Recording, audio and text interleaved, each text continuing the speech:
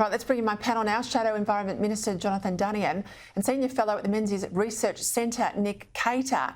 Nick, we'll get to these issues about electricity in a moment, but I've got to ask you about the voice. The result in the referendum couldn't have been clearer. Yet this week, the PM in the Closing the Gap speech yesterday said he's going to push on with treaty, he's going to push on with truth-telling. But we learned this today from Linda Burney about the school curriculum. Have a listen.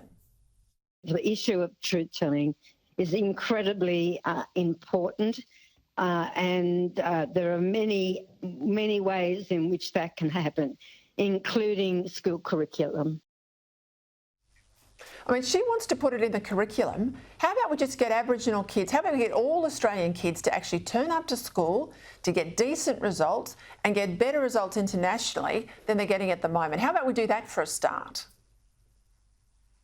Well, because that's too hard. Of course, the hard stuff is what this government won't do. Indeed, most governments in history have turned away from the harder bits of Aboriginal policy, which is really, as you say, improving one life at a time. But putting that aside, I think that for Albanese to push ahead with truth-telling and treaty, either he's just tone deaf to what the people were saying at last year's referendum, or he doesn't care, one or the other, because it was very clear, Peter, that people were not just saying no to this one particular clause, the voice of Parliament. They were saying no to the whole damn lot of it.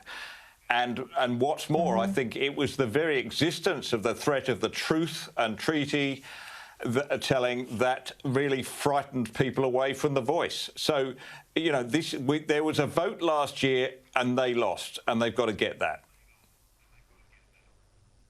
Donna Duniam, I've got to ask you a question because this looks to me to be quite sneaky.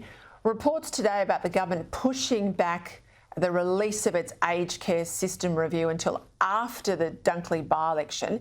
There's all this talk about a secret aged care tax. They don't want them to know about it before they vote, but they say it's coming. That's the speculation. What are you hearing?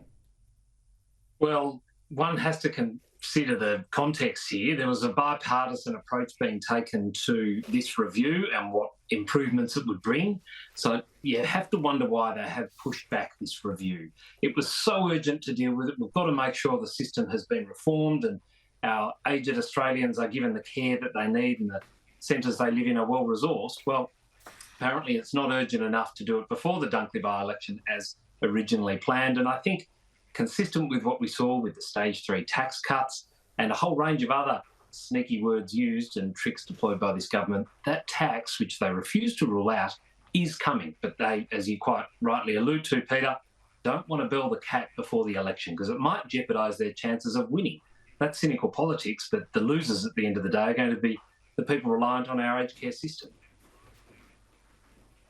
Nick, analysis in the Australian today says that bracket creep, this is out of those stage 3 tax cut changes, the bracket creep impact there is going to hit frontline workers, principals, police officers, paramedics, train divers, all of them over the next decade, a hell of a lot worse than they were originally told.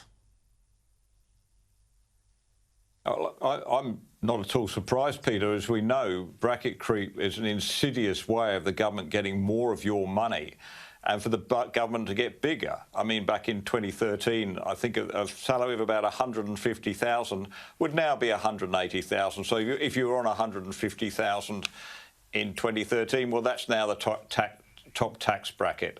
And what worries me about this is the insidious growth of government that this fuels. You know, back in 2014, the budget that you were involved in, the government was taking 25.1% of GDP and spending 25.1%. This year it's 27%. It's gone up 2% and it's not going backwards. And they get away with this in part because of bracket creep, while at the same time, we don't index tax brackets, but they do index rigorously the amount of petrol duty, diesel excise that they take from us, and alcohol and other things. So it's the way government grows without actually asking us whether that's what we want.